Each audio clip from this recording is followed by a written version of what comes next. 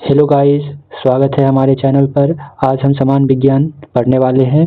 और दोस्तों, वीडियो पसंद आए तो लाइक, सब्सक्राइब और शेयर अपने दोस्तों के पास ज़रूर करें। तो चलिए वीडियो स्टार्ट करते हैं। जीव तथा जंतु विज्ञान का जनक कौन है? तो अरस्तु। जीव विज्ञान शब्द का प्रयोग सर्वप्रथम किया था लैमार्क एवं ट्रिब्रेनस ने किया था। लैमार्क जो फ्रांस के रहने वाला था और ट्रिब्रेनस जर्मनी के रहने वाला था। जैव विकास को सर्वप्रथम समझाया था तो लैमार्क ने। चिकित्सा शास्त्र का जनक है हिप्पोक्रेटस। वनस्पति विज्ञान का जनक है थियोफ्रेस्टस। रसायन विज्ञान का जनक है लेवोजियर। मानव का विकास इतिहास परंपराओं से संबंधित विषय कहलाता है एंथ्रोपोलॉजी कहलाता है। गैस के विसरण के नियम का प्रतिपादन किया था किसने? तो ग्राहम ने किया था। चलिए आगे देखते हैं। आगे है ग्रह के गति के नियम का प्रतिपादन किया था किसने? तो केपलर ने। E बराबर mc² का समीकरण दिया था किसने? तो आइंस्टीन ने दिया था। समझ गया ना। जड़त्व के नियम की खोज कौन किया था? तो गैलीलियो ने किया था। जड़त्व के नियम का खोज किसने किया था? तो गैलीलियो ने किया था। गुरुत्वाकर्षण के नियम का प्रतिपादन किसने किया था? तो न्यूटन ने किया था। प्राकृतिक वर्ण सिद्धांत का प्रतिपादन किसने किया था? तो डार्विन ने किया था। यानी कि प्रतिपादन बोले तो किसने ये नियम दिया था? उत्परिवर्तन का सिद्धांत दिया था ह्यूगो डी ब्रिज ने दिया था। नेचुरल सिलेक्शन का सिद्धांत दिया था तो किसने दिया था? तो डार्विन ने दिया था। विकास के सिद्धांत का प्रतिपादक है चार्ल्स डार्विन। समझ गए ना।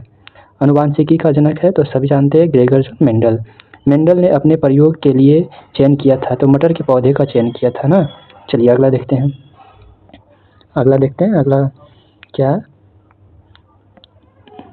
अगला प्रश्न है अनुवांशिकता के विज्ञान को अनुवांशिकी कहा था किसने कहा था? अनुवांशिकता के विज्ञान को अनुवांशिकी कहा था W वाटसन ने कहा था। चलिए, अनुवांशिकी उत्परिवर्तन होता है तो किसमें होता है? क्रोमोसोम में होता है। सर्वप्रथम जीन शब्द का प्रयोग किया था जोहान्स ने। जीन अव्यवस्थित होता है किसमें? तो गुणसूत्र में। जीन उपस्थित किसमें होता है? तो गुणसूत्र में। एक जीन एक एंजाइम सिद्धांत का प्रतिपादक कौन किया था? तो बीटल एवं टैटम ने किया था। अब आप जानेंगे ब्लड से रिलेटेड देखेंगे। समझ गए ना। ब्लड से रिलेटेड जितने भी प्रश्न बन सकते हैं वो सारे प्रश्न देखने वाले हैं। खून का रंग लाल होता है किसके कारण? तो हेमोग्लोबिन के कारण लाल होता है।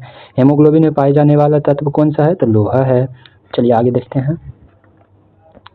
अगला प्रश्न है हेमोग्लोबिन में कौन सा यौगिक होता है? तो प्रोटीन होता है। खून का थक्का नहीं जमता किसके कारण? पूछेगा कि खून का थक्का नहीं जमता है तो हेमोफीलिया रोग में जिस व्यक्ति को हेमोफीलिया रोग हो जाता है उस व्यक्ति में खून का थक्का नहीं जमता है। शरीर के अंदर रक्त को जमने से रोकता है कौन? तो हिपैरिन। हमारे शरीर के अंदर रक्त नहीं जमता है तो हिपैरिन नामक रसायन के कारण हमारे शरीर के अंदर रक्त नहीं जमता है। समझ गए ना। हिपैरिन नामक प्रोटीन का उत्पादन होता है। जो हिपैरिन नामक प्रोटीन होता है उसका उत्पादन कहाँ होता है? तो यकृत में होता है।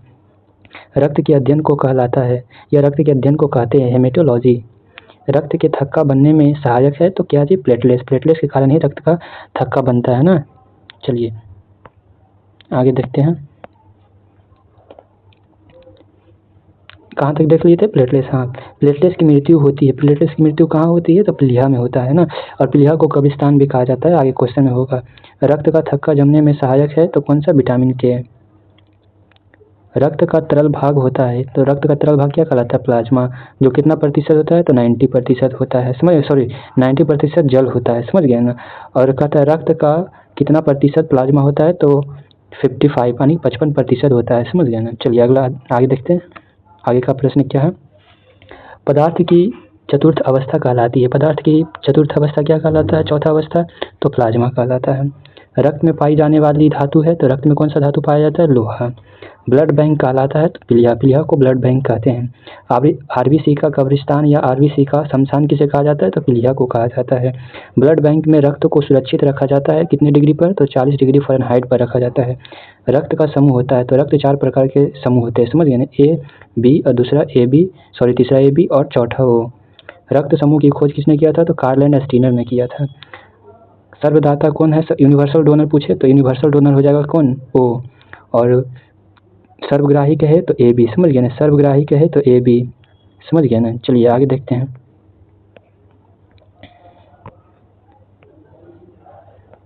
आगे हम RH फैक्टर संबंधित है, तो RH फैक्टर किससे संबंधित है? तो RH फैक्टर रक्त से संबंधित है, समझ गए ना। RH फैक्टर की खोज करता है कार्लन स्टीनर और बीनर है। रक्तचाप नियंत्रित होता है, तो रक्तचाप कहाँ से नियंत्रित होता है? तो एड्रिनल ग्रंथि से होता है। रक्त को शुद्ध करता है, तो रक्त को शुद्ध करने का काम किडनी का है। रक्त को शुद्धिकरण की प्रक्रिया क्या कहलाती है? तो डायलिसिस कहलाती है। डायलिसिस के माध्यम से ही रक्त को शुद्धिकरण किया जाता है। मूत्र का निर्माण होता है, तो मूत्र का निर्माण किडनी में होता है, वृक्क में। किडनी का भार होता है, तो किडनी का भार 150 ग्राम होता है ना। चलिए आगे देखते हैं। किडनी का भार हम सभी को जानते हैं कि किडनी का भार 150 ग्राम होता है। चलिए आगे देखते हैं। मानव की किडनी में बनने वाली पत्थरी बनी होती है। मानव के अंदर जो पत्थरी बन जाता है ना, वो पत्थरी किस चीज़ का बना होता है? तो कैल्शियम ऑक्सीलेट का बना होता है, समझ गया ना। याद रखिएगा। रक्त का पीएच मान कितना होता है? 7.4 होता है, जो कैसा होता है? क्षारीय होता है। कैसा प्रवृत्ति होता है? तो क्षारीय प्रवृत्ति का होता है। रक्त दाब मापने वाला यंत्र क्या कहलाता है? तो स्फैग्नोमैनोमीटर के माध्यम से ही रक्त दाब मापा जाता है। सर्वप्रथम रक्त परिसंचरण तंत्र का अध्ययन किया था, बताइए किसने किया था? तो विलियम हार्वे ने सबसे पहली बार रक्त परिसंचरण तंत्र का अध्ययन किया था। शरीर से हृदय की ओर रक्त ले जाने वाली रक्तवाहिनी कहलाती है क्या? तो शिरा कहलाती है, समझ गए ना। हृदय से शरीर की ओर रक्त ले जाने वाली रक्तवाहिनी कहलाती है तो धमनी, समझ गए ना। आपसे पूछेगा हृदय की ओर रक्त ले जाना, शरीर से हृदय की ओर कहे तो शिरा, और हृदय से शरीर की ओर कहे तो धमनी, याद रखिएगा। चलिए आगे देखते हैं। लास्ट प्रश्न है हृदय की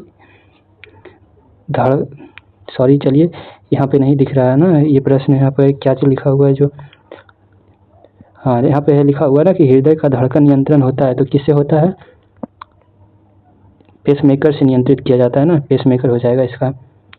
चलिए आगे देखते, आगे क्या चीज़ है, आगे के देखिए।